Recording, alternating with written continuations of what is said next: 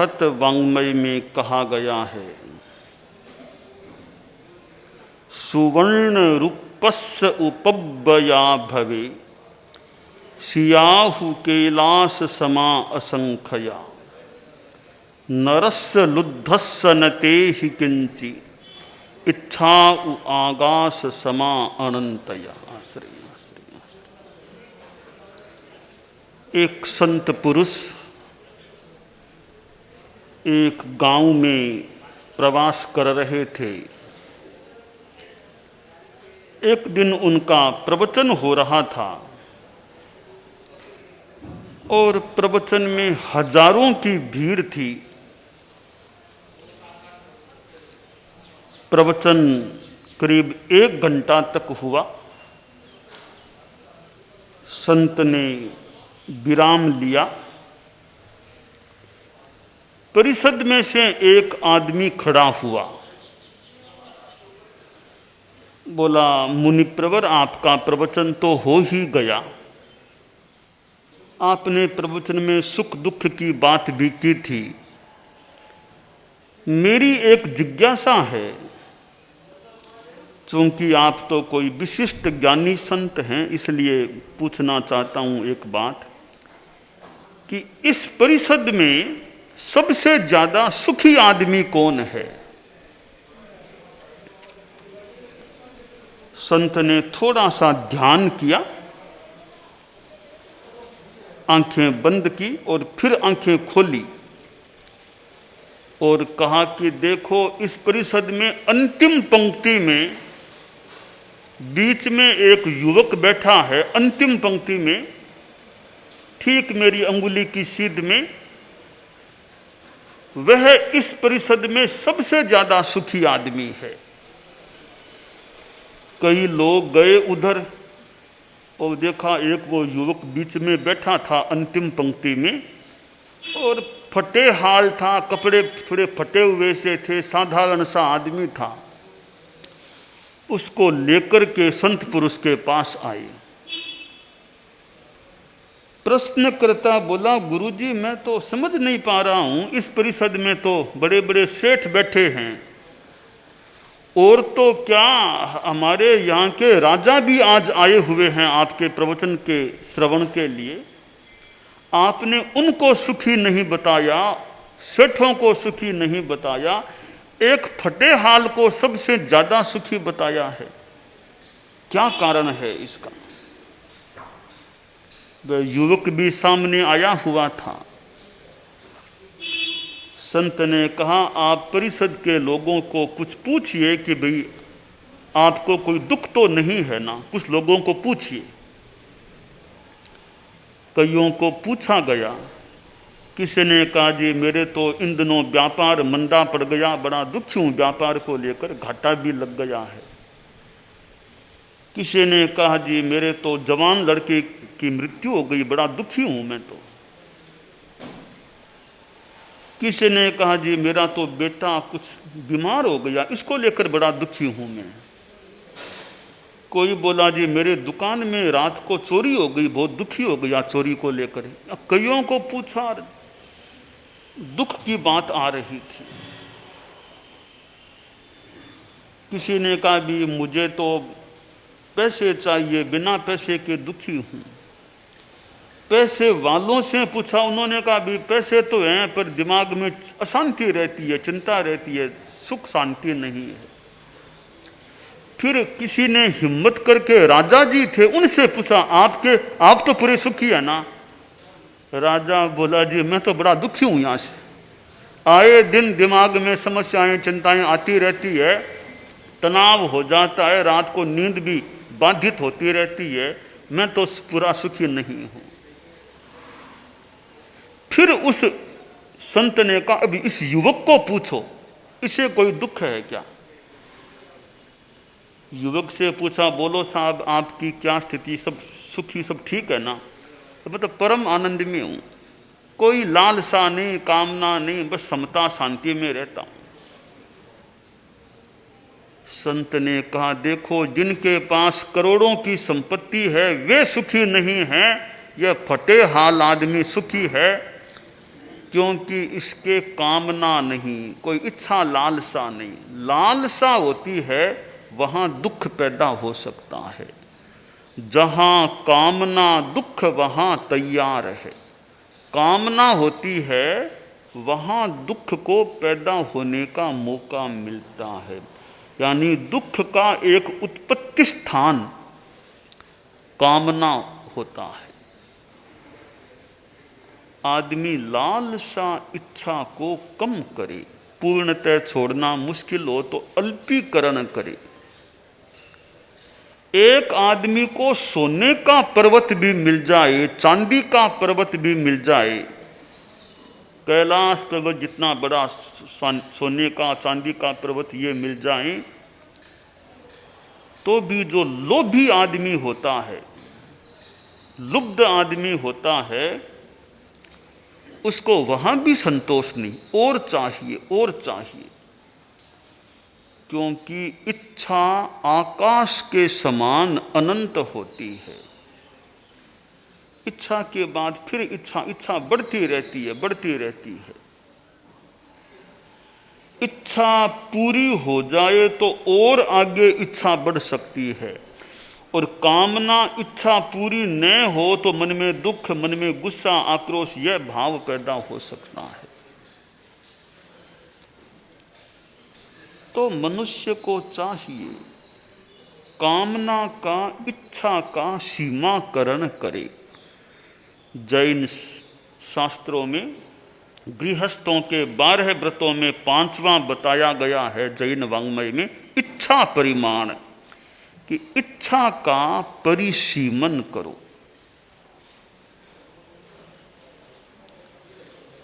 असंतोष परा मूढ़ः संतोषम यान्ति पंडितः असंतोषस्य नास्त्यन्तः संतोषः परमं सुखम।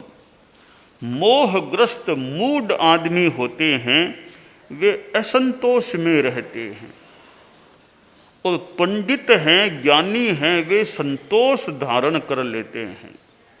असंतोष का अंत नहीं, संतोष आ गया तो बहुत कुछ आ गया। परम सुख मिलता है संतोष से। जब आवे संतोष धन, सब धन धूलि समान। गज धन है, गोधन है, बाजी कितने कितने धन हैं, पर संतोष का धन जिस दिन मिल जाएगा और सारे धन धूल के समान हो जाएंगे। शास्त्र में कहा गया, संतोष पाहन्न रहे सपुज्जो। जो संतोष प्राधान्य में रत रहता है, संतोषधारी होता है, वह पूज्य बन जाता है। एक राजा एक दिन नंगे पांव घूमने चला गया। नंगे पांव चलने का अभ्यास भी नहीं था। चला और एक कांटा चुभ गया। राजा के मन में एक सुंदर बात आई राजकीय दृष्टि से, कि देखो मेरे आज कांटा चुभा है, क्योंकि नंगे पांव चल रहा था, तो मेरी प्रजा में कितने लोग ऐसे होंगे जो नंगे पांव घूमते हैं, उनके भी तो कांटे चुभते होंगे ना। तो किसी भी नागरिक के कांटा न चुभे, ऐसी व्यवस्था होनी चाहिए। साथ साथ मंत्री भी चल रहा था। राजा ने मंत्री का हाथ पकड़ा, बोला, मंत्री जी एक काम करो, हमारे राज्य की जितनी भी धरती है, पूरी धरती पर चमड़ा मंडा दो, चमड़ा लगवा दो, ताकि किसी राहगीर के, किसी नागरिक के पैर में कांटा न चुभ सके। मंत्री जी ने सोचा कि राजा जी की बात को तत्काल काटना तो ठीक नहीं है, एक बार तो स्वीकार करो। ठीक है महाराज, आपका जो आदेश हो जाएगा, आपका जो आदेश हो जाएगा, क्रियान्वित हो जाएगा। ठीक है मंत्री, जल्दी करना यह काम। ठीक है महाराज, जो आपका आदेश। घूम करके राजा महल में पहुंचा। मंत्री ने राजा को महल में पहुंचा दिया, फिर अपने निवास स्थान की ओर चला गया। शाम को प्रायः मंत्री राजा के पास बैठा करता था। मंत्रणा हो जाती, कोई बातचीत हो जाती, तो शाम को रूटीन रूप में मंत्री आया और बात बात में बोला कि महाराज, अब राज्य की सारी जनता को संथारा करा दें क्या, अनशन करा दें। जैन धर्म में संथारा अनशन की बात आती है तो पूरी प्रजा को जल्दी संथारा करा दे। क्या संथारा क्यों करा दे? तो आपका आदेश है कि पूरी धरती पर चमड़ा मंडवाना है, काम का मैंने आदेश भी कुछ दे दिया है।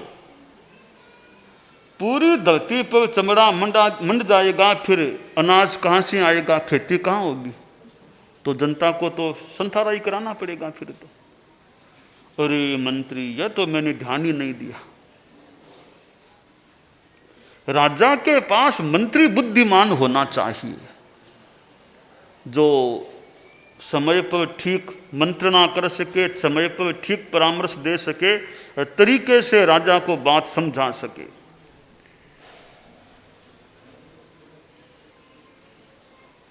राजा ने कहा, मंत्री ये तो मैंने जल्दबाजी में कह दिया, वो चमड़े वाली बात तो नहीं बैठ पाएगी। तुम बताओ क्या करें कि प्रजा में किसी के कांटा न चुभे, क्या व्यवस्था हो सकती है?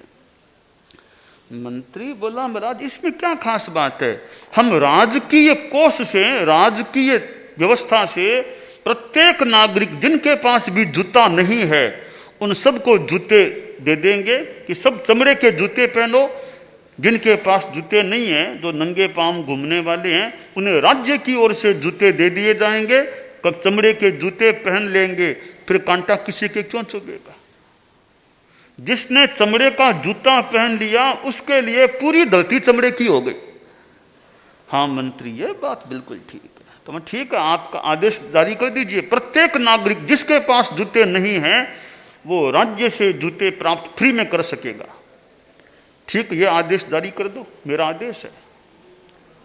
सबको जिनके पास जूते नहीं थे चमड़े के जूते वितरित उन्हें कर दिए गए और फिर कांटा चुभने की समस्या का समाधान हो गया।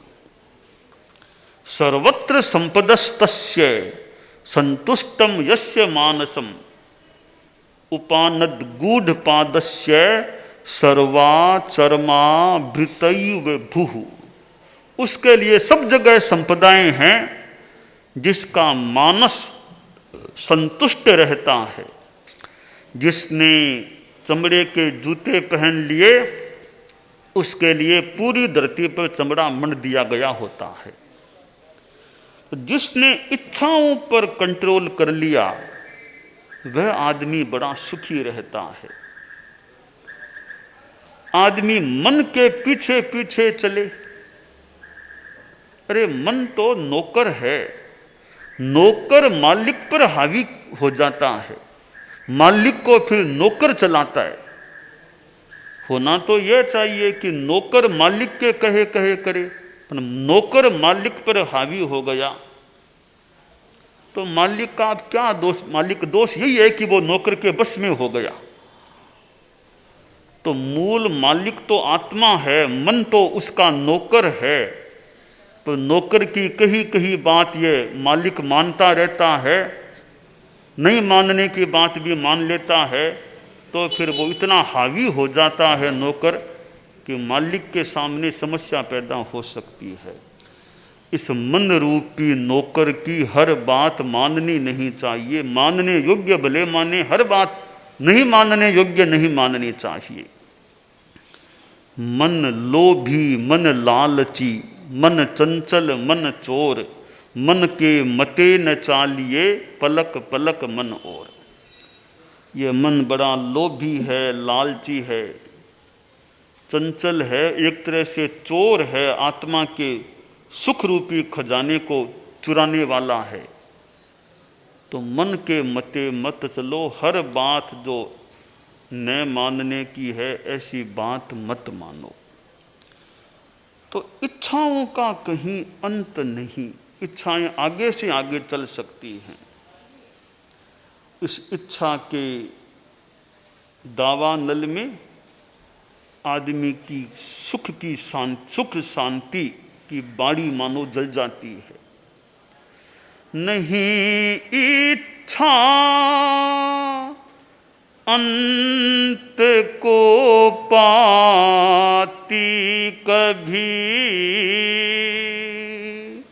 नहीं इच्छा अंत को पाती कभी, स्पृहानल में जल रहा संसार है, स्पृहानल में जल रहा संसार है, साधना ही शांति का आधार है, साधना ही शांति का योग विरहित जिंदगी बेकार है, योग विरहित जिंदगी बेकार है, साधना ही शांति का आधार है, साधना ही शांति का आधार है। तो साधना से शांति मिलती है, तो इच्छाओं का संयम भी एक साधना होती है। संस्कृत में कहा गया है कि कई बार आदमी में इतनी तृष्णा लालसा वो हो जाती है कि बुढ़ापा आने पर भी लालसा रहती है। अंगम गलितम फलितम मुंडम दशन विहीनम जातम वृद्धो याति गृहीत्वा दंडम तदपि न मुञ्चत्यासापि भज गोविंदम भज गोविंदम गोविंदम भज मूढ़मते। आदमी का शरीर इतना कमजोर हो गया है, गल गया है, चेहरे पर झुर्रियां पड़ गई है, मुख में दांत नहीं रहे, दंत विहीन मुख हो गया है, बुढ़ापा आ गया है, आदमी दंड लकड़ी लाठी लेकर के चलता है, चल नहीं पाता बिना लाठी के। इतना होने पर भी लालसा आशा तृष्णा को आदमी नहीं छोड़ता, लालसा उसे नहीं छोड़ती है। कई बार ऐसा होता है। और होना तो यह चाहिए कि आदमी बुढ़ापा आने के बाद तो ज़्यादा धर्म की साधना में लालसा को और ज़्यादा कम कर दे, परिग्रह को कम कर दे, अल्प परिग्रह वाला बन जाए कि बस जितना आवश्यक है उतना ठीक है, बाकी परिग्रह ज़्यादा मेरे पास न रहे। यावत भ्रियेत जठरम तावत स्वत्वम ही देहि नाम अधिकम यो भी मन्येत शेषतेनो बदमर्हति। आश्रय संस्कृत में यहाँ तक कहा गया कि तुम्हारा पेट भरे, आवश्यकताओं की पूर्ति हो जाए, उतना तो पैसा भले रखो, और ज़्यादा तुम संग्रह करते हो तो एक अपेक्षा से कहा होगा, या कड़ी भाषा कह दी है कि वह आदमी चोर है, उसकी पिटाई होनी चाहिए, तो अधिक संग्रह करने वाला है। तो हम इच्छाओं का संयमन करें, यह अभिलषणीय है।